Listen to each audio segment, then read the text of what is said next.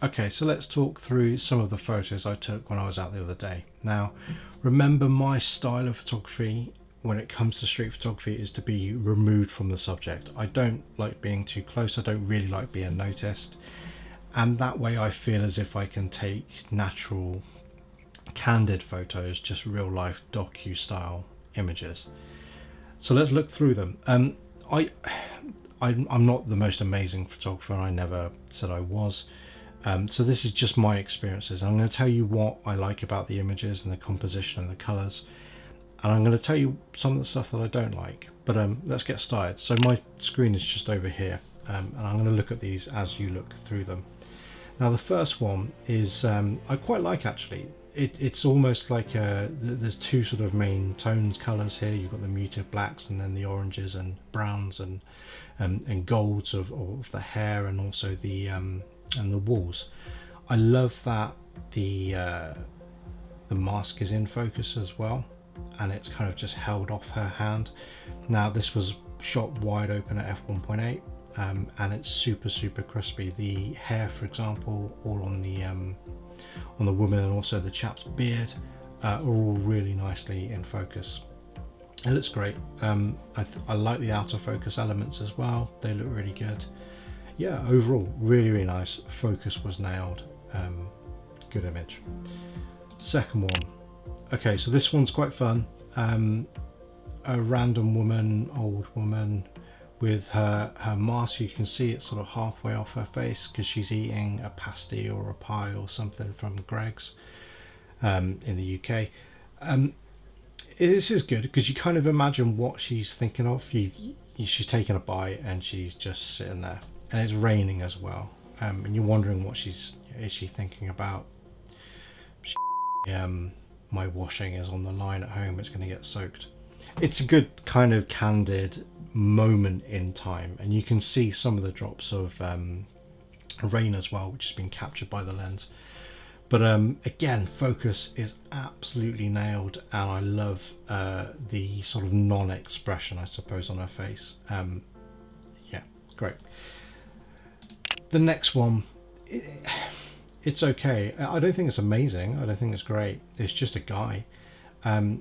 One thing you're noticing, which I probably would remove if we ever used this image, is that actually it's frozen. It looks like snowflakes, but they're raindrops, and it was raining quite hard.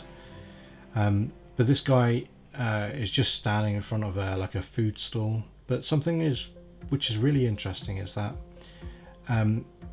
how well it's focused on not only his face, which is the element that I focused on, but how it's isolated the rest of his body. Now, if you look towards the bottom of his jacket on the other side where his shirt is, you'll see that the tassel from the other side of his jacket is just peeking through. Now, how that's separated from the background and how all of that's in focus is just incredible, and that's wide open at f1.8, so really impressive. The photo's okay, it's fine, but yeah, you've got to give them credit for being able to isolate that subject, and the quality is so good wide open at f1.8 as well. So the next one is, okay, so this is quite interesting. It's quite busy. It's not, again, the most amazing photo, but it's quite interesting. It's like a puzzle that you unravel as you're looking through it, because you can see there's so many different layers and different elements, which the layers are effectively those sort of people and those rows of people, ending with the chap in the very middle, looking up to his friend. Possibly his friend says something, his friend is looking directly on. I really like it. The colours are really warm, the focus is really nice, and it's a moment in time, I suppose. You're capturing just a really quick snapshot of very clearly people walking either way. Again, not composed the most amazingly, but it's a good photo. Now the next one, composition wise, I've cut off his feet and it's not amazing, and there's possibly a bit too much above him, but I think this is a really good example of how the f1.8 being able to let in so much light, meaning that you can then have such a high shutter speed, enables you to capture just those quick moments in time. Now his hair, you can see, is all completely in focus, and he was moving pretty quickly. You can see the bokeh in the background is really buttery, really smooth, and those, you can see around the tree, the detail there is beautiful.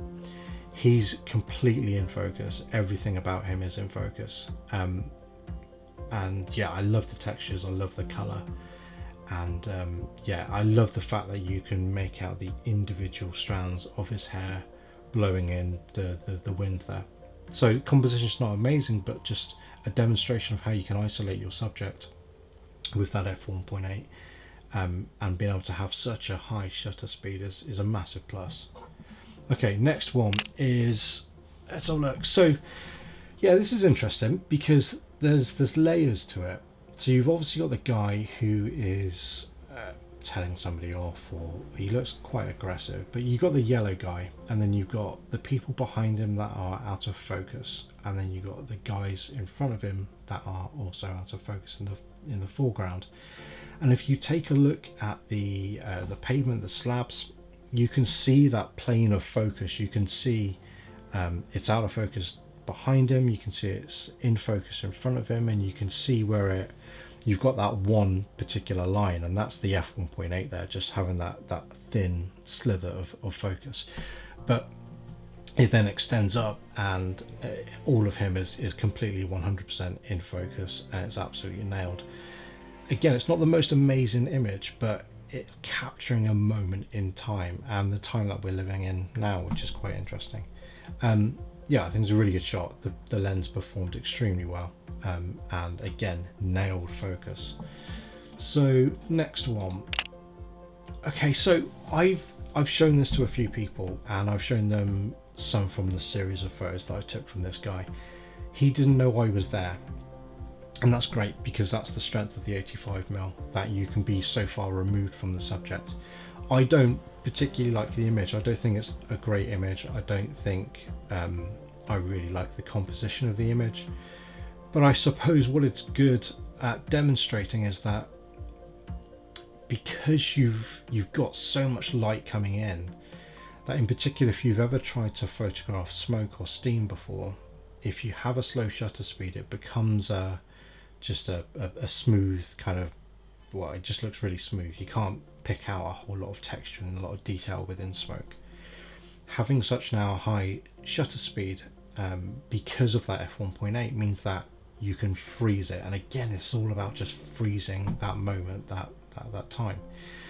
So yeah, I don't think the photo is great, but I think it's a great demonstration of how you can freeze an element like smoke or steam, because of that super quick f1.8. Okay, next one is, okay, cool. So you've got three distinct subjects here. You've got three people, young people, that are just having a chat, catching up. And I like this because, well, again, the focus was absolutely nailed. And this is all autofocus. And I'm moving around fairly quickly, and yeah, just snapping away. So I love the fact that it's absolutely nailed it. You can see that those three people are all slightly different distances away from the camera, but every single one of them perfectly in focus. Now on the woman, so towards the right of the three in that group, there's some hairs at the top of her head, and they are so perfectly isolated from her background.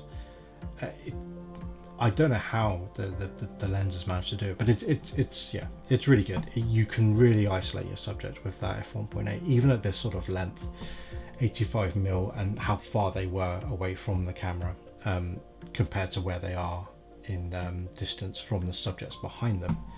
But again, yeah, composition's okay, fine. Colors are really nice. Blacks are muted. That's my sort of style.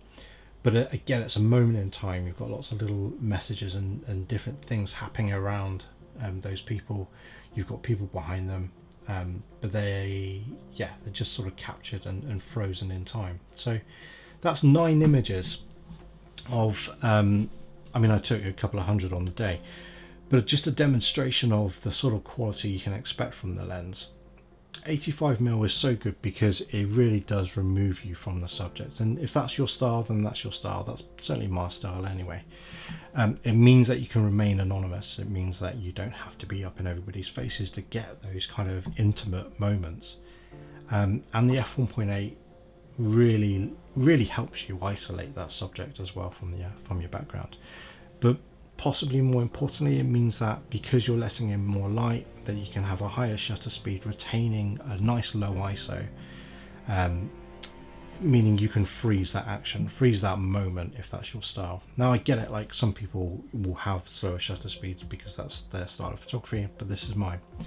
So for me, I'm just looking at the images. So for me, because of the focal length, because you can remove yourself, because of the price, because of the speed of it, because of the combination with the Fuji system, it is without a doubt the best street photography lens for the money.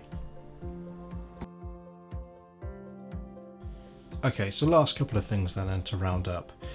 You can get the lens for the prices I've said, about £270, €300, $350 by using the link in the description. There's also a discount code there as well, which is Aaron Discovers, all one word. Now, to sum up the lens, I've said throughout the video that it's the best quality or the best lens that you can get for the money for street photography for this setup. Now I truly believe that because it does remove you from the subject, and that's totally my style of photography when it comes to street photography. I believe that you should go unnoticed, and I don't believe that you should be documenting people's responses to you taking a photo, because that's not natural. Build quality, the whole package of the lens for what it is for the money is brilliant. I think if you're not armed with an 85mm, whether or not you use it for street photography or if you just use it for portraits or for video perhaps, it's worth having. You need to have it, I guess. I think that's my view anyway. I think it's massively improved from the first version. A few little tweaks here and there. I love the fact that you can update the firmware. I love the fact that you've always got the latest version of that lens. There's no worrying about having to send it back to the manufacturer and that sort of thing. Overall, for the money, it's the best lens in my opinion for street photography.